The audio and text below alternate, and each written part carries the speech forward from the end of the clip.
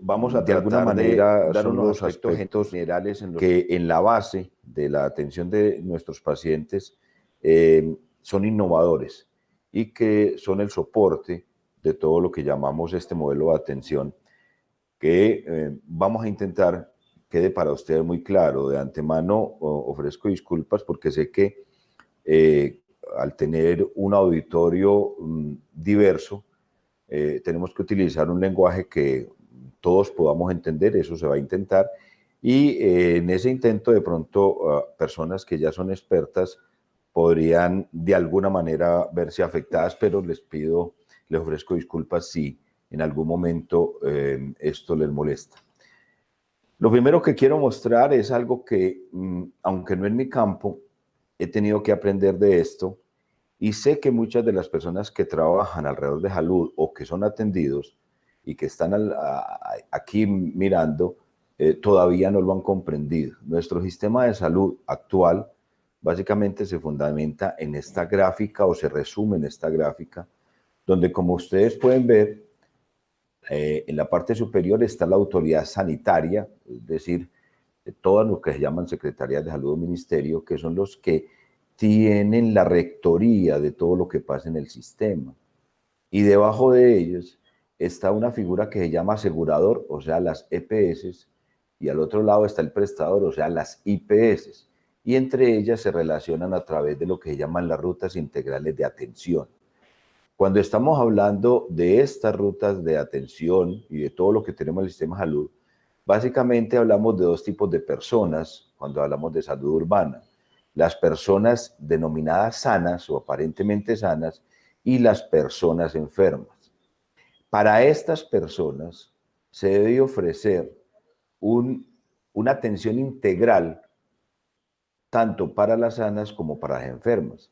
Y en ese sentido, digamos que cuando estamos hablando de clasificar el riesgo o prever qué puede pasar con estas personas, hablamos de tres estructuras básicas para atenderlos, que son la prevención primaria. Esto en sentido sencillo significa, cuando hablamos de disminuir la incidencia, es intentar que la gente se enferme menos, que aparezcan nuevos enfermos. La prevención secundaria, donde ya tenemos personas que se acaban de enfermar o que ya vienen enfermas de antes, es lo que llamamos esta prevención secundaria. Y la terciaria es para básicamente atenuar o disminuir el daño que puede causar cualquier tipo de enfermedad en el individuo. Estos tres niveles de prevención están enmarcados dentro de unas acciones generales y específicas que hay que hacer y tienen unos objetivos claros. Básicamente la prevención primaria, evitar que las personas se enfermen, está mucha parte a cargo del sistema de salud pública y también de los aseguradores, lo que pretende fomentar la salud de la población general y dar protecciones específicas a poblaciones y personas que se tienen detectados que tienen riesgo. La prevención secundaria se fundamenta en la detección temprana de la enfermedad y en el diagnóstico precoz y tratamiento básico. Y la terciaria básicamente aparecen los tratamientos especializados y la rehabilitación de aquellos que han sido afectados en su funcionamiento por las enfermedades. Y al final, lo que contamos o lo que se pretende es que contamos con unas unidades básicas ambulatorias y unas unidades complementarias donde están las unidades hospitalarias y así garantizar esa atención integral en la persona sana y en la persona enferma.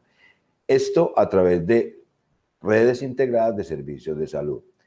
Esto obviamente se ve bastante bien, es lógico y todos nos sentimos muy seguros cuando vemos una gráfica de estas, pero en la realidad, metido ya en el contexto de lo que pasa, es claro que desde la gestión pública hay una muy baja capacidad técnica y de gestión por parte de las entidades territoriales para trabajar el tema de salud de las personas, no solamente de la enfermedad.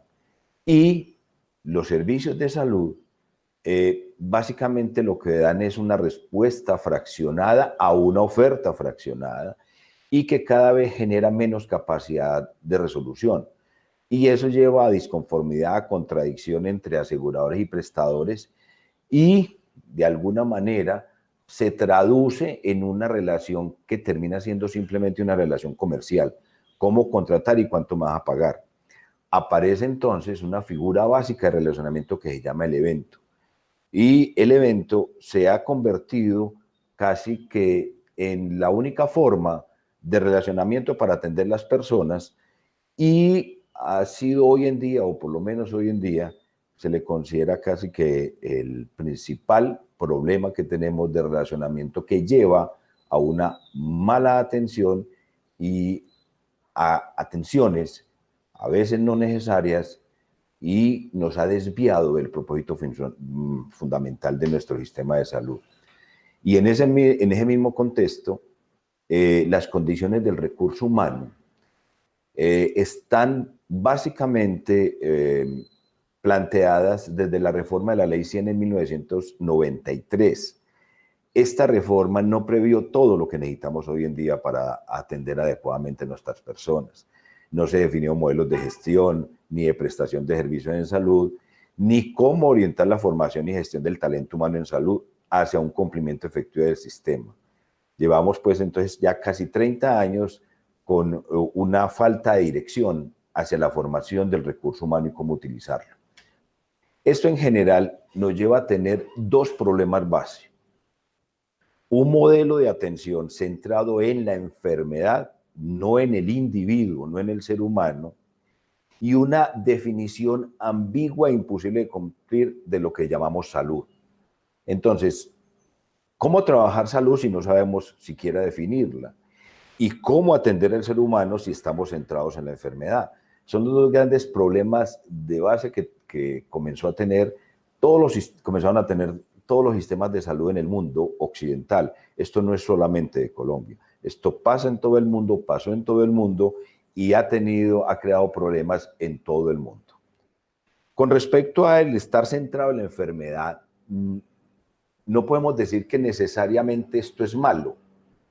La enfermedad, obviamente, es la amenaza, y el ser humano siempre trata de contrarrestar las amenazas.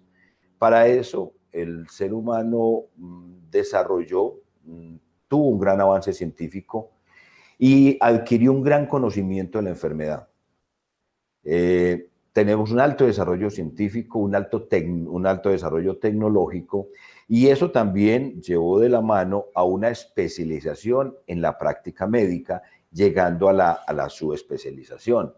Y todo esto lo marcamos en unas cosas que llamamos guías de atención, pero las guías de atención terminaron siendo mal interpretadas. Básicamente se construyó cómo llegar al subespecialista, cómo llegar a la última tecnología, cómo llegar a los medicamentos de última generación. No nos sentamos a pensar que esas guías también pueden ser cómo no llegar hasta allá. Pero en eso sencillamente no trabajamos. Eso terminó fraccionando el sistema y fraccionando el ser humano. Cuando hoy en día un individuo llega a su médico general, el médico general, a través de la formación que le hemos dado y el sistema donde lo hemos metido, lo único que tiene es mirar la forma de dónde lo mando, a quién se lo mando. Es casi un remitidor de pacientes. Yo sé que esto a veces suena feo, pero yo creo que todos los que estamos metidos dentro del sistema de salud, como atención o como pacientes, entendemos esto. Cuando el individuo va al subespecialista, no va el individuo, va el sistema al que lo mandaron, o, por decirlo de una manera grotesca y fea, va la presa. Es decir, si me enfermo del corazón, voy al cardiólogo, pero no llega Jorge Osorio enfermo del corazón, llega el corazón de él. Si yo a mi cardiólogo le digo, además de esto, me está doliendo la espalda, la respuesta que él me va a dar es, eso no es lo mío. Vos tenés que ir donde un fisioterapeuta, donde un fisiatra, donde un ortopedista o un especialista en medicina del deporte. No es mi campo. Y hemos llegado a fraccionar de una manera absoluta, por ejemplo, en osteoarticular, en ortopedia, la desaparición del ortopedista general es la norma. Ya si vas donde el ortopedista y tu dolor es de hombro o tu problema es de hombro, y por las formas como trabajamos en el sistema de desagregados, llegas a uno que es especialista en rodilla, él te dice, esto no es lo mío, tenés que pedir cita con el que sabe de esto. Entiendan que no es que las personas o quienes están haciendo las cosas sean malos, es que el fraccionamiento se convirtió en la norma. Entonces ya no existe la integralidad ni desde la primera parte donde poder ser atendido. Este fraccionamiento del sistema y del ser humano es responsable de muchas de las fallas que hoy en día tenemos. Y con respecto a el otro gran problema, que es cómo definir la salud, les recuerdo que la actual definición de salud, que está determinada como un estado completo de bienestar físico, mental y social, y no solamente como la ausencia de afecciones o enfermedades, surgió de una reunión, una conferencia sanitaria internacional en 1946 y el 22 de julio se planteó y entró en rigor en 1948, el 7 de abril. Se modifica por el Organismo Mundial de la Salud la definición de salud.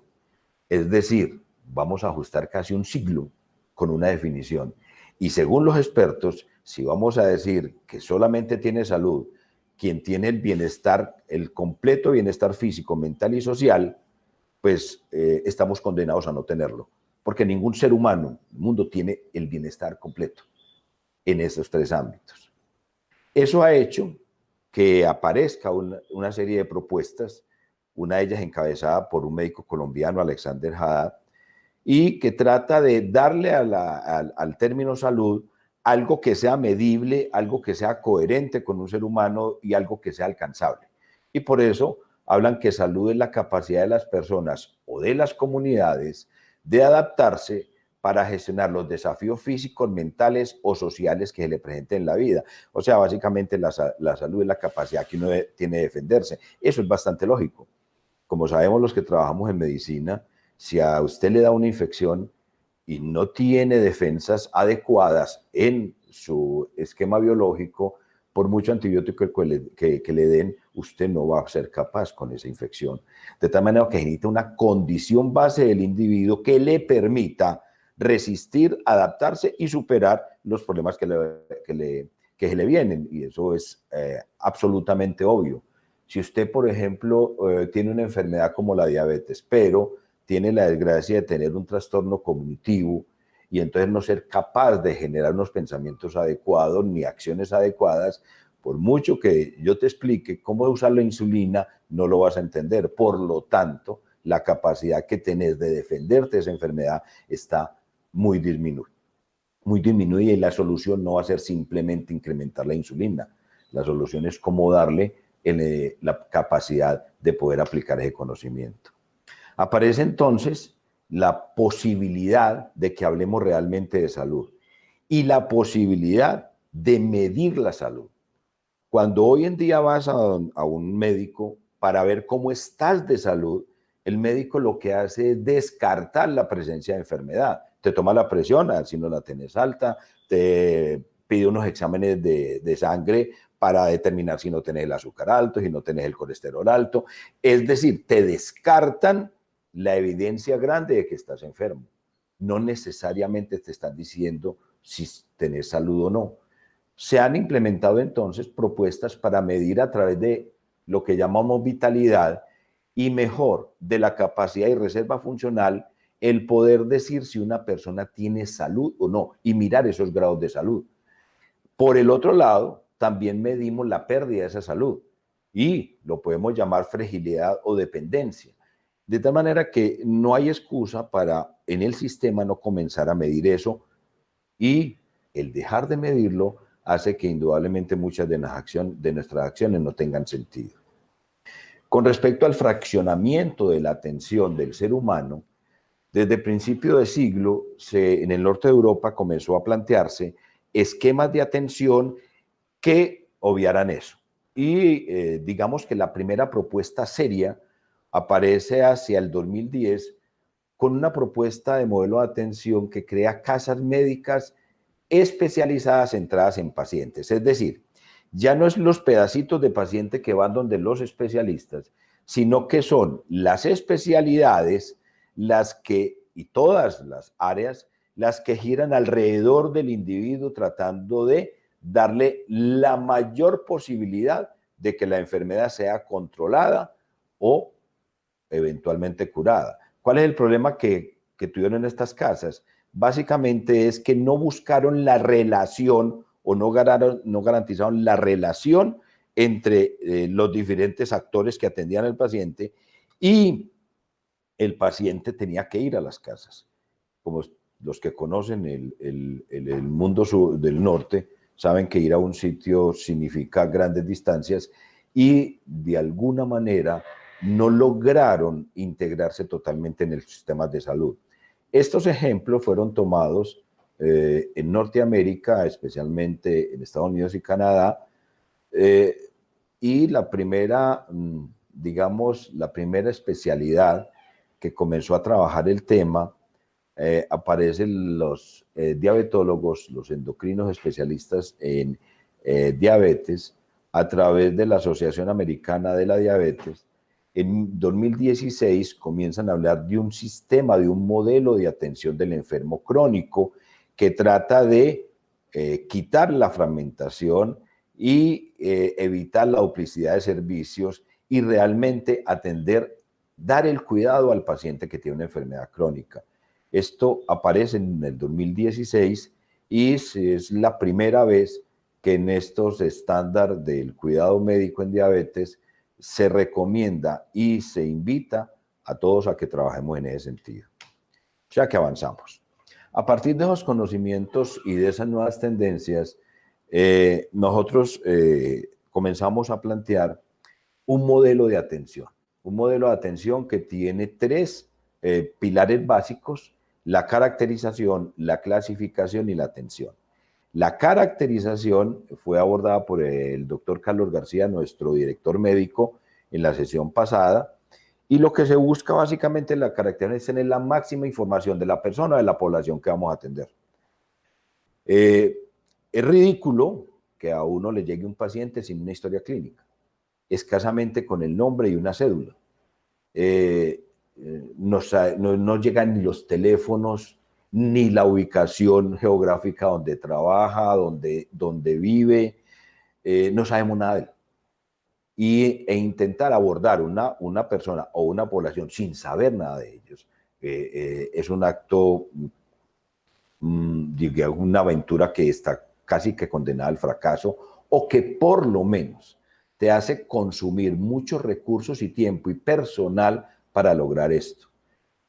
Hoy en día existen sistemas de información desgraciadamente fragmentados, entonces cuando se quiere hacer caracterización, se pueden lograr cosas.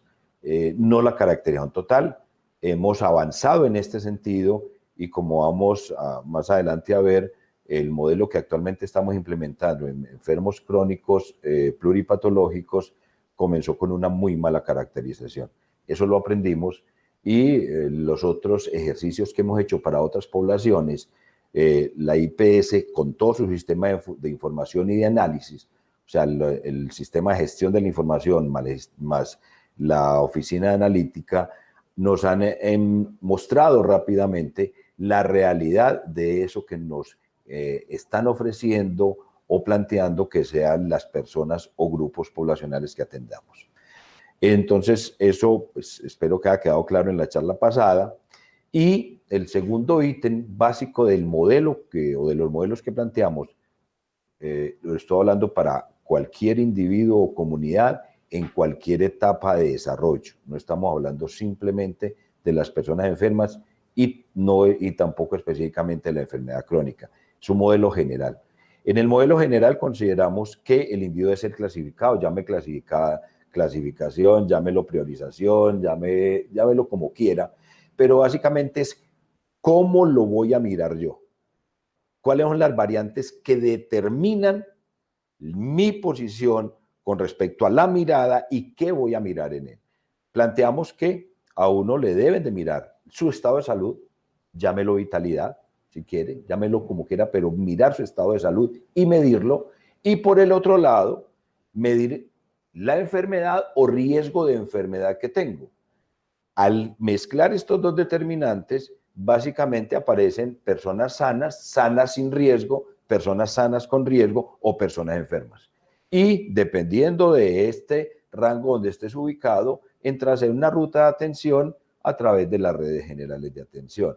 Es una cosa, digamos que bastante sencilla, o vista como bastante sencilla, esquemática, pero cuando lo vas a vertir a la realidad, tenés que tener conocimiento para poder lograr esto. Y la tercera base fundamental del modelo de atención propuesto se centra en la atención. En la atención entonces aparece un grupo primario encargado de la atención.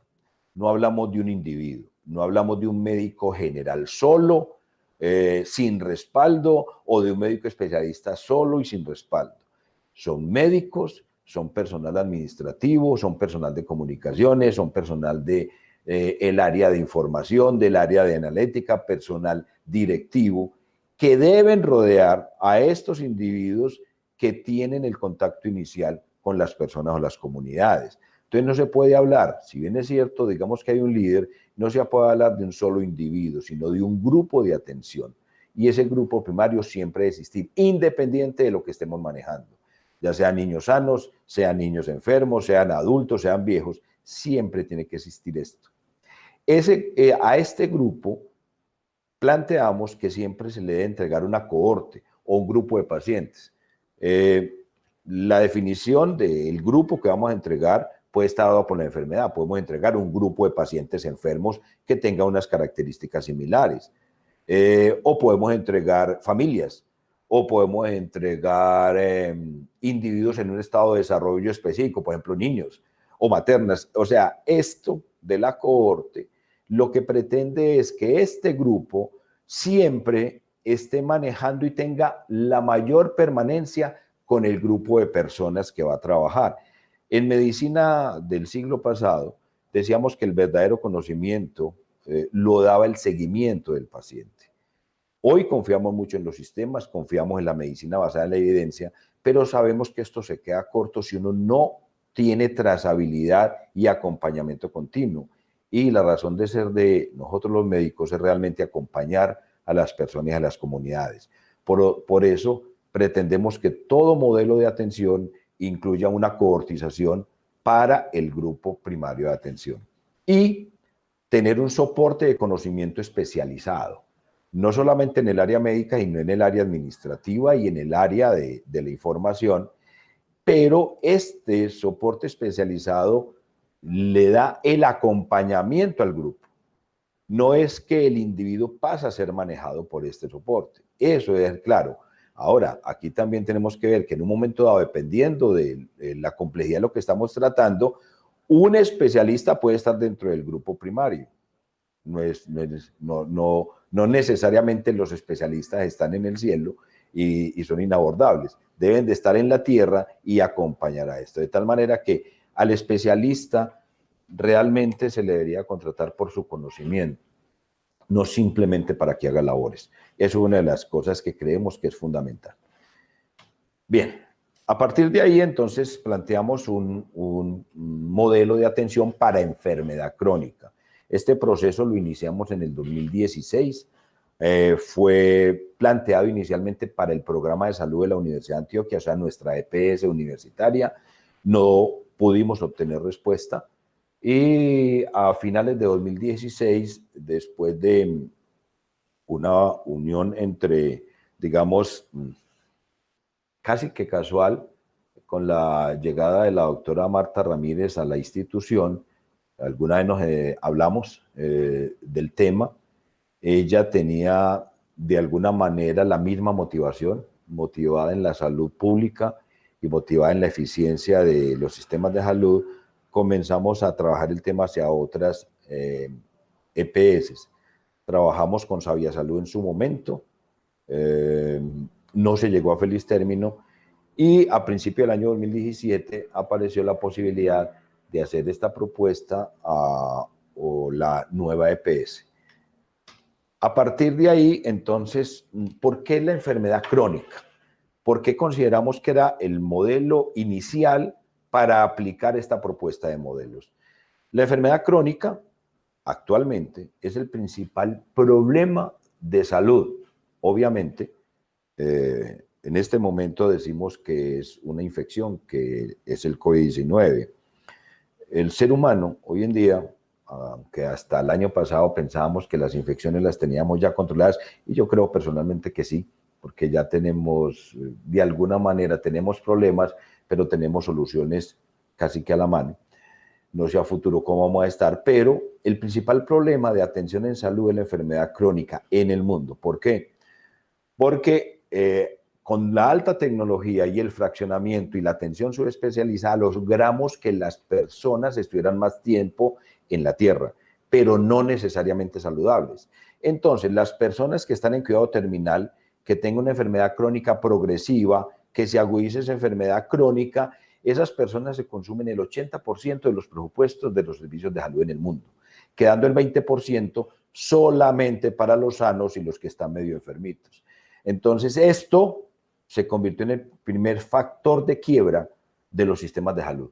Y por eso, obviamente, en el mundo occidental, al afectar lo que llamamos dinero, se convirtió en un gran problema.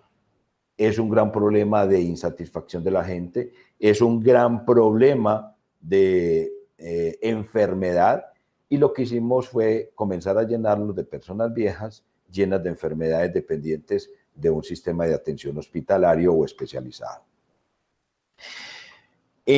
Con respecto a la enfermedad crónica, también avanzamos. A nosotros nos enseñaron que la enfermedad crónica básicamente está inscrita en nuestro gen.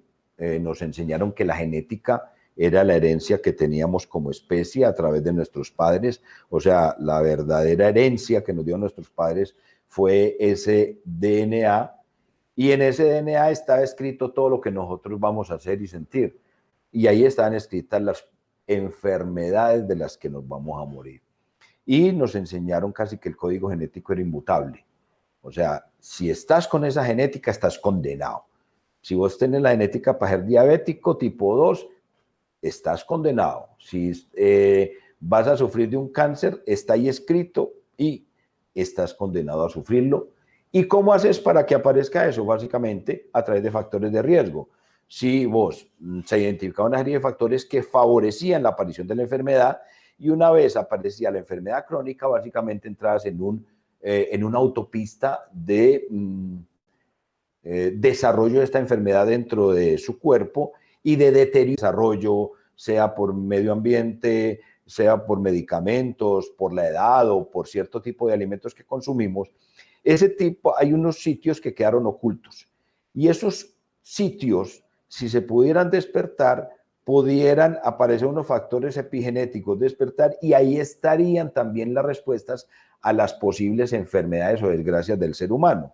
Y entonces se comenzó a hablar de que uno podría, a través de ciertos factores que lo llamamos protectores, desenrollar ese DNA y hacer que aparezcan respuestas desde nuestro núcleo mismo celular para combatir los problemas que tenemos. Es decir, yo tengo la capacidad de tener una enfermedad, pero también tengo la capacidad de evitarla, o por lo menos evitar que el deterioro sea mayor. Y esto lo logro a través de este proceso con factores protectores, y se comenzaron a detectar factores protectores desde cierto tipo de medicamentos, algunas condiciones como la actividad y la condición física, y eso es lo que hoy en día pregonamos. La enfermedad crónica es producto de una epigenética y de unos factores protectores en contraposición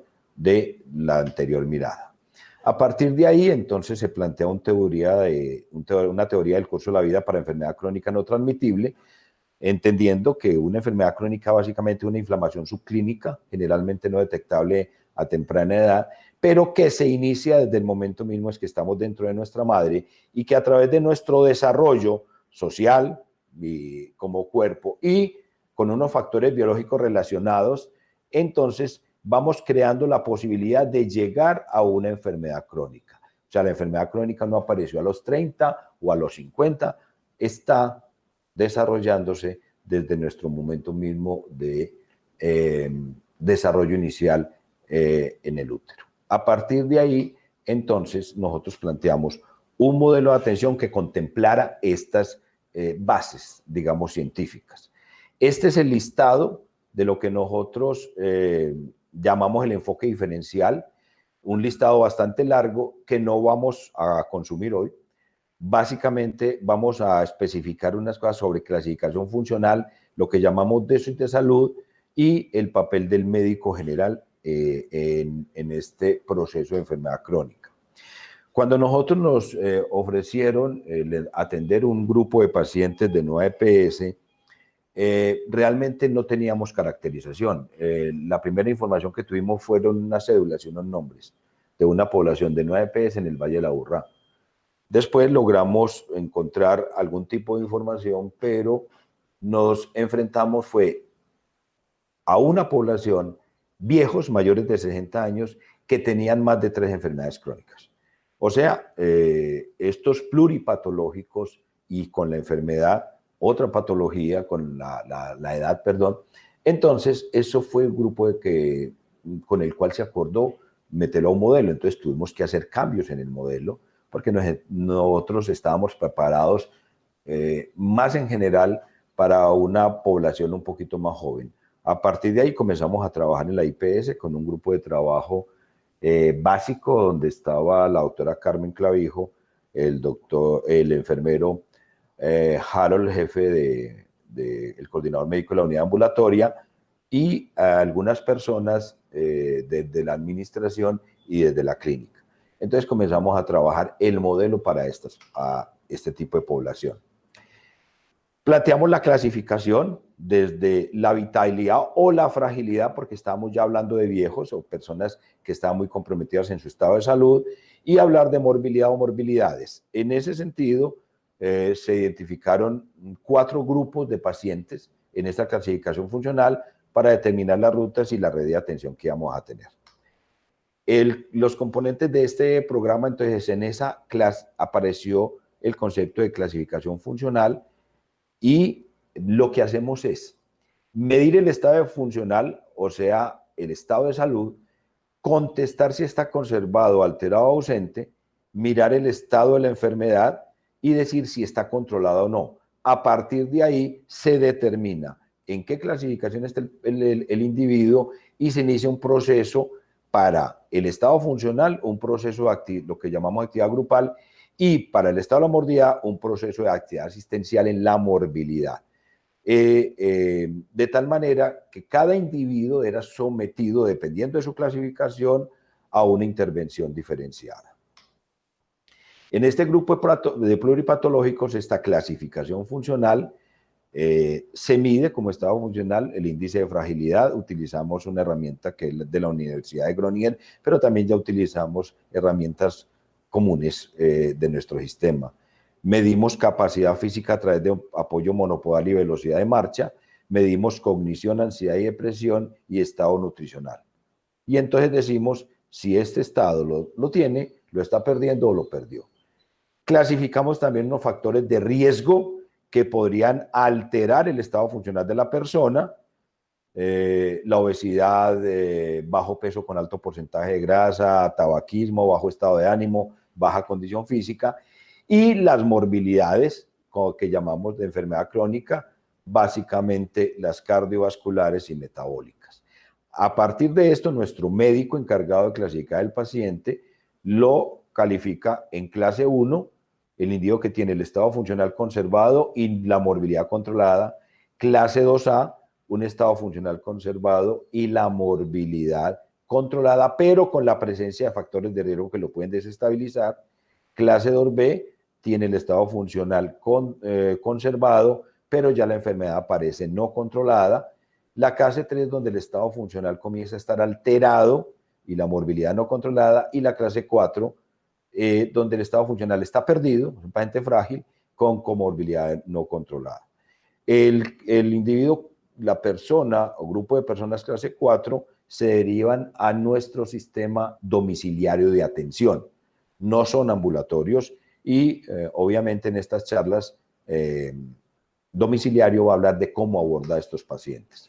La clasificación funcional Hace un año hicimos una investigación entre la facultad y la IPS, y es producto de esa investigación se logró la validación interna de la calificación funcional. Esto es importante porque cuando a uno, le hablan a uno de medicina basada en la evidencia, le preguntan, venga, ¿y eso dónde salió? ¿Eso qué verdad tiene? ¿Qué verdad científica tiene?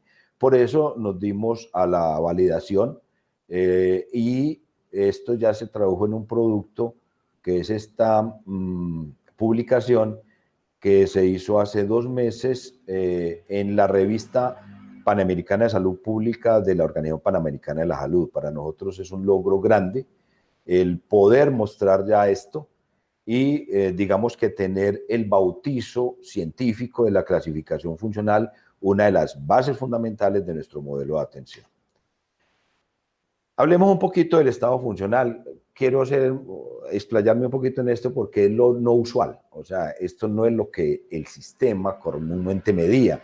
Para nosotros sí, ya esto es comúnmente medido. El estado funcional de un individuo, definido en el diccionario, nos dice que es la condición que le permite al individuo desempeñarse en las actividades de la vida diaria. Para nosotros, estado funcional es la condición que le permite al individuo mantener la capacidad de adaptarse a los desafíos físicos, mentales y sociales. O sea, un individuo, lo que estamos viendo es el estado de salud del individuo. Aquí quiero aclarar algunas cositas.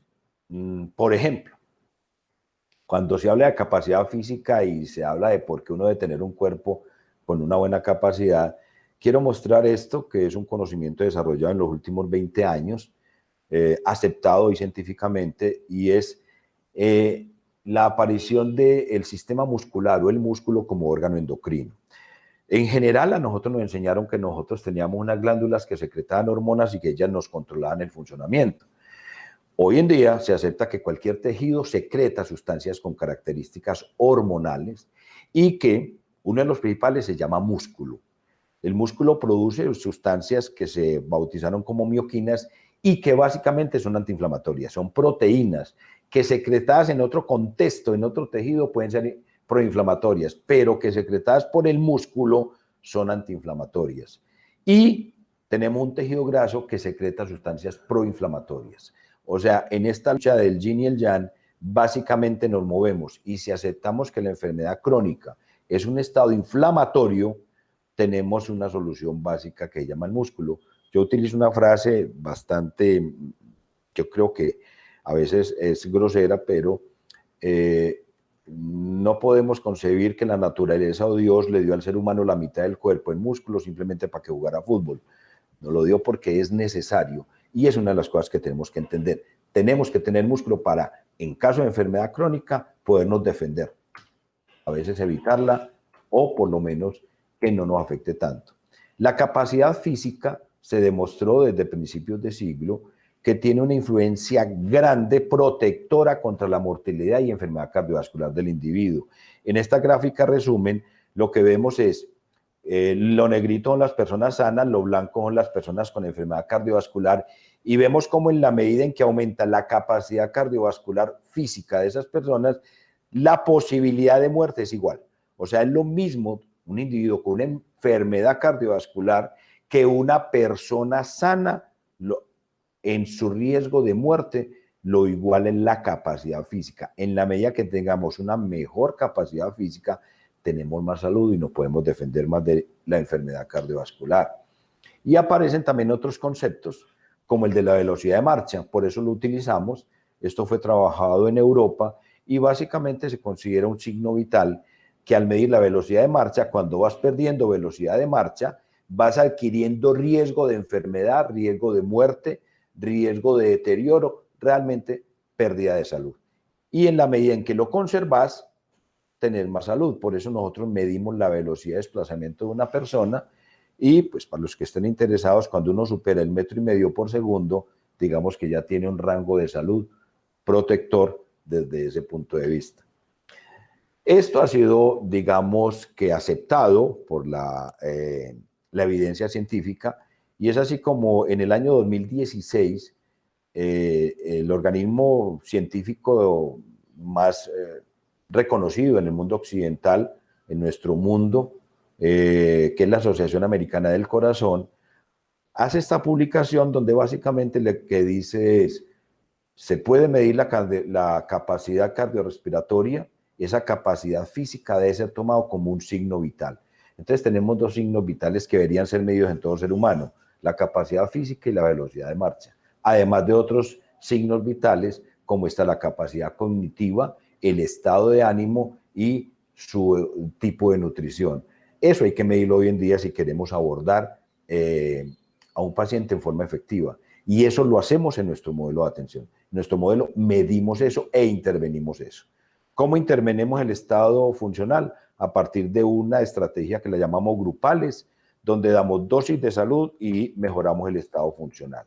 Los grupales, o sea, cuando trabajábamos el tema, uno le enseñaban, venga, traiga el paciente, téngalo aquí 3 veces a la semana, dele ejercicio, dele charlas, en el sistema común, vea, asístelo a charlas educativas. Nosotros creamos una escuela para estar aliviados con 3 materias básicas principales: salud física, salud mental y salud nutricional. Otras materias de ayuda como la fonoaudiología, la salud oral, el conocimiento de la enfermedad, etcétera, etcétera. En este momento nuestros pacientes que están en grupales vienen 1 hora y media cada 15 días. Vienen a la escuela, reciben la instrucción y salen con tareas para la casa. Ese fue el mecanismo que logramos pulir a través de 3 años y lograr, porque plantear que estos pacientes pluripatológicos viejos vinieran 2 o 3 veces a la semana a nuestra sede era un imposible, aunque nos prometieron el asegurador que nos iba a ayudar. El simple hecho de pagar un pasaje de Itagüí hasta Prado y traer acompañante es un imposible. Entonces tratamos de que estos grupales sea el modo como el paciente llegue a la unidad, pueda tener todos sus servicios, no solamente el grupal, sino si tiene reclamo de medicamentos, si tiene que hacer alguna vuelta, la haga en ese momento. Y hemos tenido una gran aceptación por parte de nuestros pacientes. En estos grupales damos dosis de salud mental, donde trabajamos estado de ánimo y memoria, está a cargo de nuestra psicóloga María Clara Benítez. Nutricional, donde trabajamos básicamente alimentación saludable, eso está a cargo de Ángela María Apreciado, nuestra nutricionista encargada de esto. La condición física la trabajamos a través de los profesores y los residentes de medicina deportiva. Y en cuanto a lo social, que ahí nuestro sistema total tiene severas dificultades, nosotros consideramos que la unidad ambulatoria donde llega nuestra paciente a residencia grupal se convierte casi en su soporte social. Y por eso, empleadas administrativas como Claudia Aristizábal y Sandra Lisset se convierten en esas personas que los cobijan y les dan soporte adecuado. Tenemos médicos generales que queremos que sean resolutivos. Esto no es fácil, esto es difícil para el médico y para el sistema. Nuestros médicos han tenido que, digamos que reaprender muchas cosas. Tenemos un grupo de médicos base que nos ha apoyado, que ha trabajado y que le ha tocado sufrir y gozar lo que es este modelo. Queremos que el médico tenga, ya sabemos, un grupo de pacientes a cargo, que tenga soporte constante, en este caso por parte de medicina interna, ya lo logramos, ya tenemos internistas cohortizados y tenemos un grupo interdisciplinario que los apoya.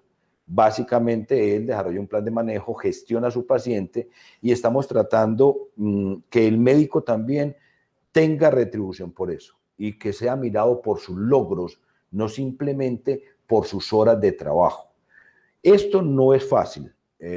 Venir de un mundo donde nos califican simplemente por el número de pacientes y horas trabajadas a que nos evalúen por nuestra labor real, y es como tenemos a nuestros pacientes, nuestro grupo de individuos a cargo, generar responsabilidad en el médico de tener que responder por el paciente, cuando antes simplemente lo derivaba. Ha sido un cambio que todavía muchos no lo han entendido. Yo quiero resaltar que cuando empezamos tuvimos un par de médicos que les tocó la parte sucia del modelo durante 6 meses, que fueron Susana Rendón y Andrés Palacio, y después llegó un grupo de médicos que venían de ser médicos líderes en programas de salud y de los cuales permanecen 3 mujeres, Mónica, Ivonne y Carla. Son nuestros médicos generales que han estado durante todo el proceso y son nuestros verdaderos expertos hoy en día en el manejo de los pacientes, y a los que nosotros además de tener digamos, una unión sentimental en el sentido de personas, le tenemos un gran respeto y creemos que son la parte fundamental de nuestro trabajo. Este médico es el nuevo médico, no se concibe que los estudiantes de medicina, solamente cuando rotan por nosotros en el 11º semestre, porque rotan aquí los estudiantes de 11, y en internado rotatorio, los que escogen venir por aquí, ahí es donde conocen un médico general. En el resto del plan de educación de nuestros médicos no está contemplado eso. Y eso es una de las cosas que queremos cambiar, y es una de las cosas que estamos empeñados en tener un hospital universitario donde nuestros estudiantes de medicina encuentren realmente la formación que es. Quiero, para ir acabando, hablar de un par de cosas que aquí se van a ampliar, y es un proceso que se llama Optimas, generado por el Departamento de Farmacología y Toxicología de nuestra facultad, que trabaja en esto y maneja la caracterización y priorización de los pacientes polimedicados, porque nosotros tenemos pacientes multimedicados, gestiona el riesgo toxicológico y hace una medicación adecuada y pertinente. El doctor Andrés Zuluaga, espero que en una próxima ocasión explique este modelo, es hermoso y nos ha ayudado bastante en nuestro trasegar con eso. También tenemos problemas. Nosotros no somos inmunes a todo lo que es un sistema. Nuestra relación ambulatorio, domiciliario, hospitalario no ha estado realmente hecha. La clínica permaneció mucho tiempo aparte realmente del modelo. Domiciliario, con Loli a la cabeza, ha intentado y hemos tenido una buena relación, pero la buena noticia es que desde hace algunos meses, por decisión de nuestro director médico y la doctora Marta, se incorporó el doctor Julián Ramírez, jefe de medicina interna de la Facultad de Medicina, y él con el doctor Alejandro Hernández son los encargados y están en ese trabajo de unir todos los ambientes y que nuestro paciente discurra por los distintos ámbitos bajo la figura de modelo. Eso para nosotros fue una muy buena noticia y ellos estarán encargados de mostrarles a ustedes cómo se está llevando a cabo esto, de tal manera que esperamos que en muy poco tiempo esto deje de ser roto y esté totalmente unido. Y hay algo que también no quiero que quede también en sus mentes, que es la gestión tecnológica. Aunque aquí la tenemos con el Living Lab, todavía no tenemos un proceso integrado con el Living Lab. La mesa de ayuda, un ente fundamental en el seguimiento y atención de nuestros pacientes, funciona básicamente en domiciliario, está a cargo de ellos, pero estamos en un proceso también acelerado de incorporar la tecnología del Living Lab para el seguimiento y control de nuestros pacientes. Dentro de nuestra institución, gestión de la información y el área de analítica están desarrollando también una serie de tecnologías que nos van a permitir trabajar mucho mejor y sobre todo que nuestro médico y nuestro paciente tengan un entorno favorable para poder el uno hacer su trabajo y el otro recibir todo lo que nosotros les podemos aportar. En resumen, en un resumen acelerado, damos el inicio a mostrar cómo funcionamos realmente. Estamos muy orgullosos de haberlo hecho. Empezamos en marzo de 2017, se comenzó a tener esta cohorte de pluripatológicos. El modelo realmente empezó en agosto de 2017. ¿Por qué? Porque los primeros 6 meses fue atender todo el derrumbe que tenía el sistema con estos pacientes. A partir de ahí hemos tenido momentos muy buenos, hemos tenido momentos más oscuros. La pandemia en el último año nos ha afectado para poder hacer nuestra atención adecuada, pero a pesar de que muchos nos pronosticaban fracaso a los 6 meses, creemos que estamos aportando desde la universidad, Facultad de Medicina, IPS, al sistema de salud. Y creemos que este modelo, como ya se está haciendo, es un modelo de referencia, que hay que pulir, que tiene todavía defectos, pero que son mucho más las virtudes y los aportes que está haciendo a todas nuestras personas que por alguna desgracia tienen una enfermedad o, como en este caso, a nuestros viejos llenos de enfermedades. Quiero de todas maneras recordarles que el modelo no solamente es para pluripatológico, es para cualquier momento del desarrollo del ser humano. Les doy las gracias por haberme escuchado y espero que cualquier duda, si la pueden hacer, se las pueda resolver. Y si no, de todas maneras, nosotros estamos siempre en el ambulatorio en Prado y estamos disponibles para cualquiera de las personas que necesiten más información o que nos quieran ver trabajar. Muchas gracias a todos.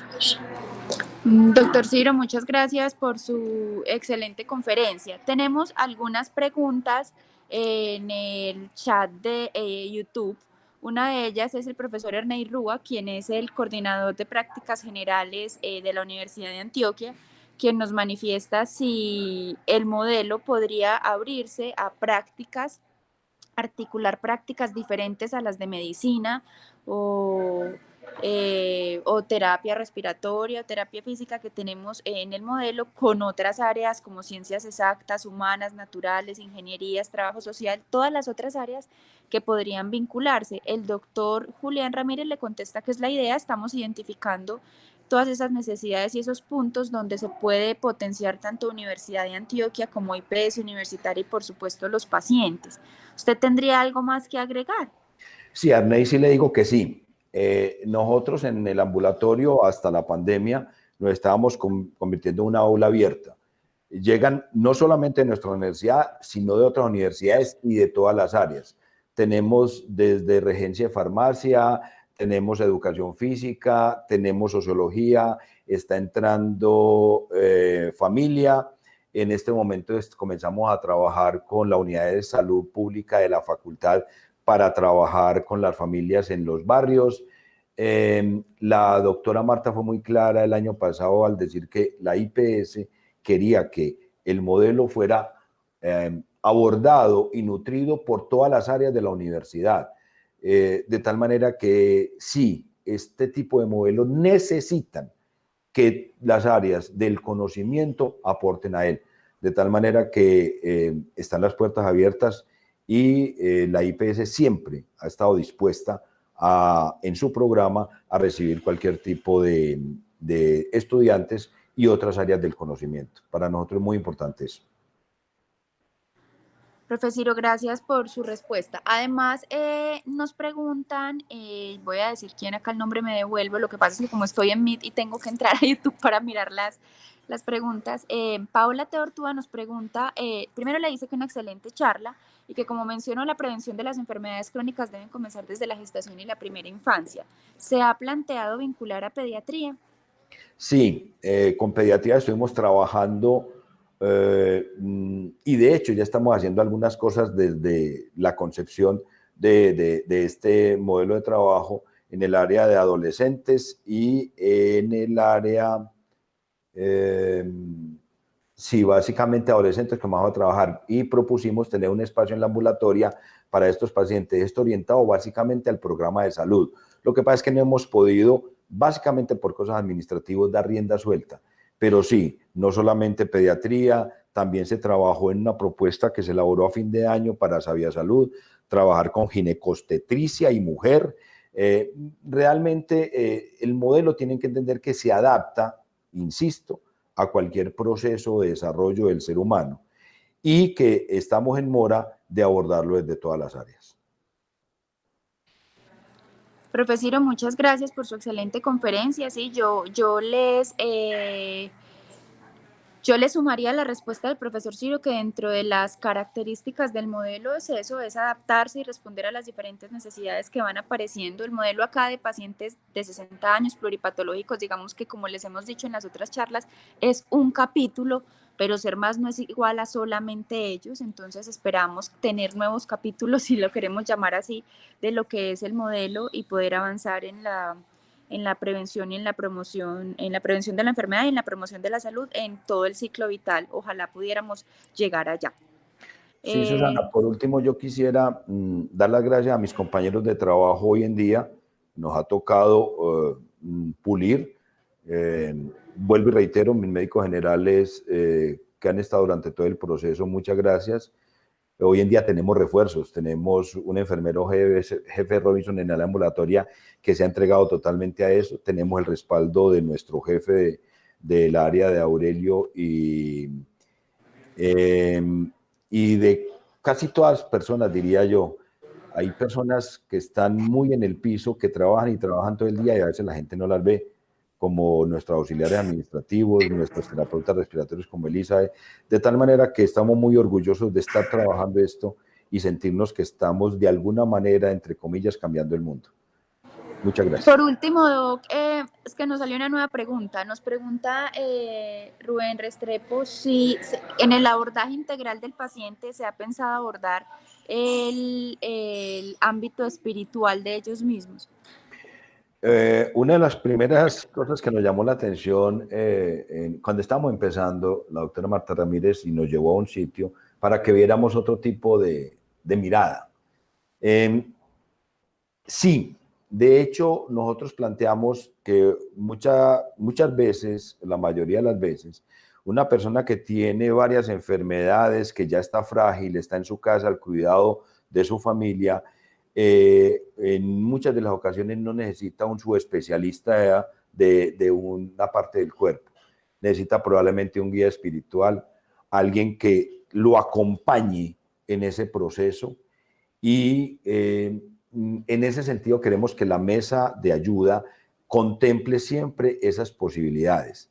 Insisto, nosotros estamos tratando de que cuando nuestra persona ambulatoria llegue a la sede, sienta que llegó a la casa. Por eso los funcionarios de la unidad tienen que verlo, reconocerlo, saludarlo y ayudarle. Esa es la casa de ellos, la casa de salud de ellos tiene que ser la ambulatoria. En su ambiente familiar están las familias. Acuérdense que nosotros tenemos un proceso de capacitación de cuidadores y estamos en mora de acompañar a los cuidadores. Y sí, el espíritu también hace parte del ser humano y es necesario, especialmente en los momentos donde ya el aspecto más material, digamos que está desgastado. Tenemos grandes maestros dentro de nuestra universidad para esto y ojalá podamos tener la ayuda de ellos. Bueno, profe, muchísimas gracias. Como siempre es bastante inspirador escucharlo a usted hablar del modelo. Esperemos que así a todos nuestros asistentes. Hoy tuvimos alrededor de 53 asistentes en las charlas. Es más o menos el promedio en las últimas charlas. Si bien somos más vinculados en la IPS universitaria, pues las charlas quedan colgadas en nuestra intranet para que lo puedan mirar en los horarios que se les permita según sus actividades asistenciales o administrativas. Profe, muchas gracias por prepararnos esta charla, por inspirar a todos los que estamos acá a apostarle a un modelo, como escribe el doctor Julián Ramírez en el chat de YouTube. Esto es una apuesta seria para mejorar la salud de nuestros pacientes. Una apuesta no solo seria, sino nueva, y entonces es muy rico escuchar en sus palabras, totalmente convencido que esto vale la pena y tiene un sustento médico para hacerse. Muchas gracias a todos los que estuvieron asistentes. Profe, muchas gracias por la charla, un abrazo y feliz día para todos.